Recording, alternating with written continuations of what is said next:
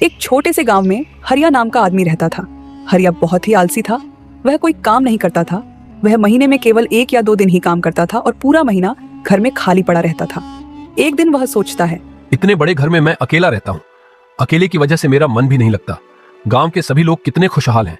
बस एक मैं ही हूँ जो फटे हाल जिंदगी जी रहा हूँ। पता नहीं कब तक ऐसे ही चलता रहेगा। क्यों ना मैं भी शादी कर लूं। अगर मैं शादी कर लूंगा तो मैं भी अपने पत्नी के साथ हंसी खुशी अपनी जिंदगी बिता सकूंगा। मुझे अपनी शादी के बारे में रामू काका से बात करनी चाहिए। फिर हरिया अपने काका के घर चला गया और काका से बोला, काका, अब अकेले रहते रहते मैं थक गया हूँ। मैं सोच रहा था अगर आप मेरी शादी करवा दोगे तो बहुत अच्छा होगा। लेकिन हरिया, तू कुछ करता तो है नहीं। एक दिन काम करता है और 4 दिन घर पर लेटा रहता है। हरिया बेटा, मेरी एक बात ध्यान से सुनना। जो लोग घर बसाते हैं उन्हें मेहनत मशक्कत करनी पड़ती है, और मेहनत मशक्कत तुम करना नहीं चाहते तो फिर ऐसे कैसे काम चलेगा। कुछ काम धंधा करोगे तो मैं तुम्हारी शादी कराने के बारे में सोचूंगा, वरना किसी लड़की की जिंदगी खराब क्यों करना। काका, मैं आपसे वादा करता हूँ मैं खूब मन लगाकर मेहनत करूंगा और पैसे कमाऊंगा। लेकिन आप मेरी शादी करवा दीजिए जिससे मेरा अकेलापन दूर हो जाए। ठीक है हरिया, मैं जल्द ही कोई अच्छी सी लड़की देखकर तुम्हारी शादी करवा दूंगा। तुम्हें मेहनत करनी पड़ेगी हरिया, पहले कह देता हूँ। आप इस बात की चिंता मत करो काका। कुछ ही दिनों में रामू काका ने हरिया की शादी करवा दी। हरिया जब अपनी पत्नी को लेकर अपने घर पहुंचा तो हरिया की घर की हालत देखकर उसकी पत्नी रमा घबरा गई। वह सोचने लगी, हे भगवान, यह घर है या कबाड़ खाना? क्या हाल बना रखा है घर का। कहाँ से काम शुरू करूं? तुम क्या सोच रही हो? आज से यह घर तुम्हारा ही है। अब तुम आ गई हो तो तुम्हारी वजह से यह घर भी खुशहाल हो जाएगा। अब तुम आराम कर लो, मैं किसी काम से बाहर जा रहा हूँ। थोड़ी देर में वापस आ जाऊंगा। रमा पूरे घर की अच्छी तरह सफाई करती है और फिर खाना बनाती है। अपनी पत्नी के हाथ का खाना खाकर हरिया सोचने लगता है, आज वर्षों बाद इतना स्वादिष्ट और पेट भर के खाना खाया है।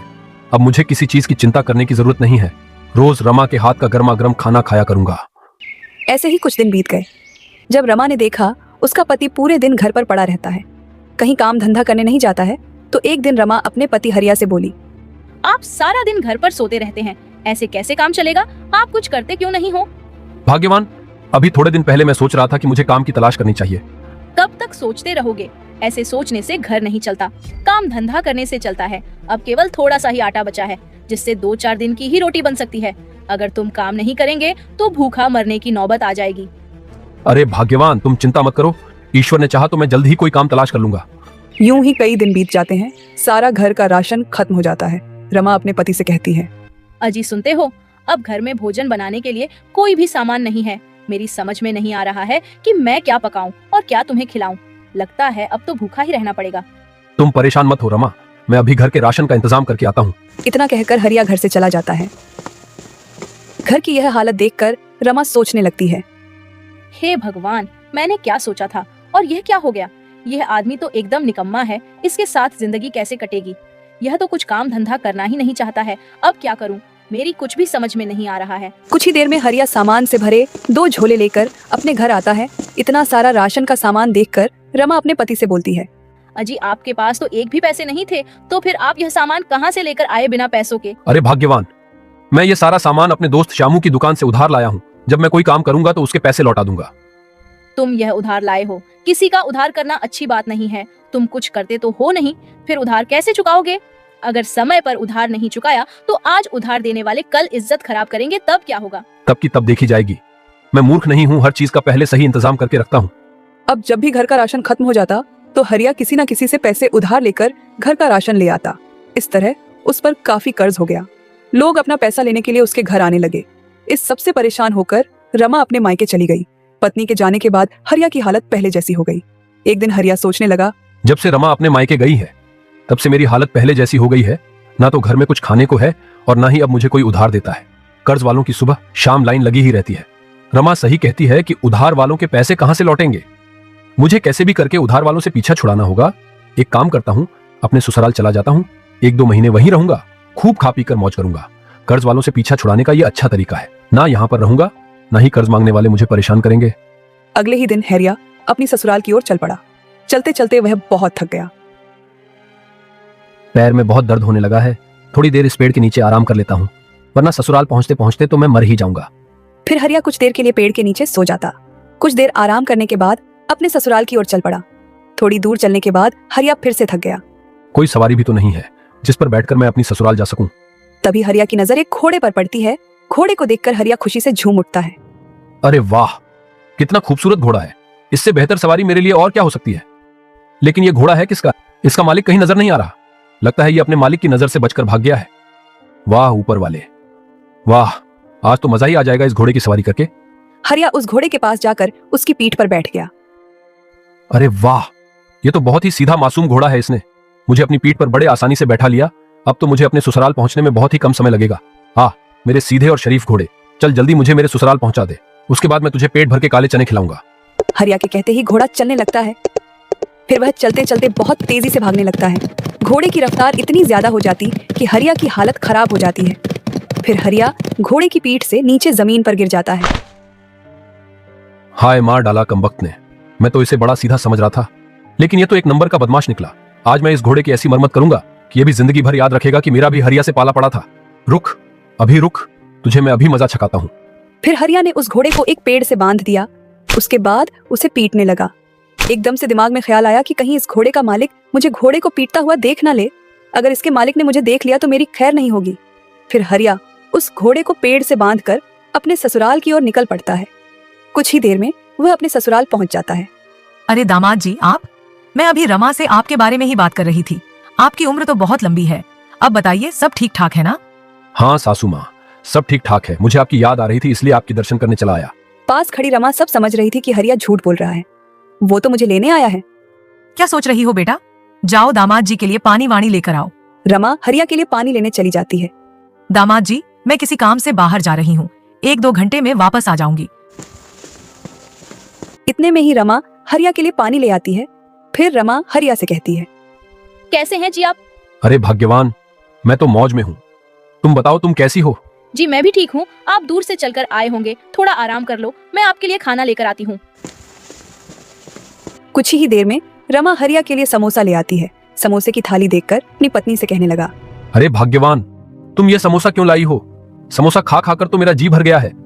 अब तो मेरा समोसे की तरफ देखने का भी मन नहीं करता। हरिया की यह बात सुनकर रमा सोचने लगी। लगता है अब इनका काम धंधा अच्छा चल रहा है, तभी तो यह समोसा खाने से मना कर रहे हैं, वरना यह तो बहुत समोसा खाते थे। अरे भाग्यवान, क्या सोच रहे हो? लाओ ये समोसा मुझे दे दो। अब तुम मेरे लिए इतने प्यार से समोसा लाई हो, इसीलिए थोड़ा बहुत तो खाना पड़ेगा ना। जाओ, अब तुम मेरे लिए कुछ खाने का इंतजाम करो। मुझे बहुत तेज भूख लगी है। रमा हरिया के लिए खाना बनाने चली जाती। थोड़ी देर के बाद घर के बाहर शोर मचने लगता है।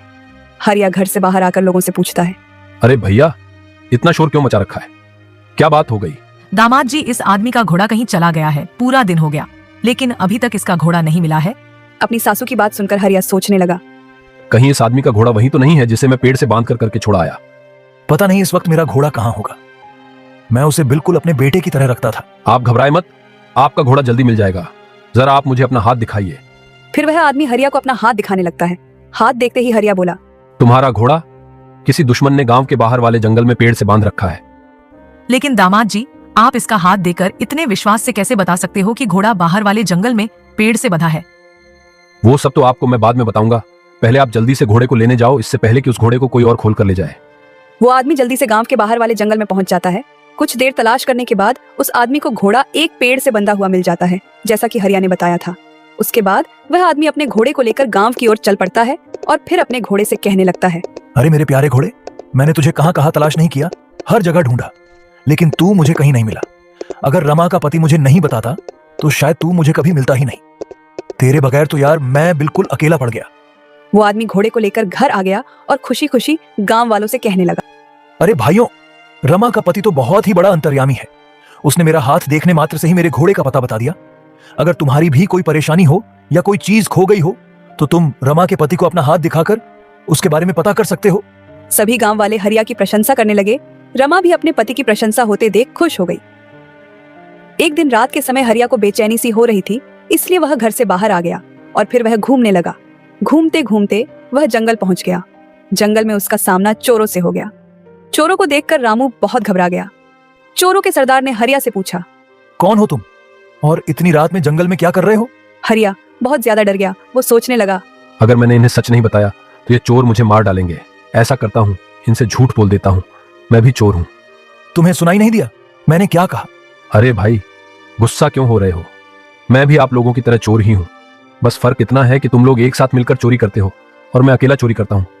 आज कहीं भी चोरी नहीं कर पाया, इसलिए थक हार कर अपने घर जा रहा हूँ। अच्छा, तुम भी हमारी तरह एक चोर ही हो। अब तुम्हें घबराने की कोई जरूरत नहीं है।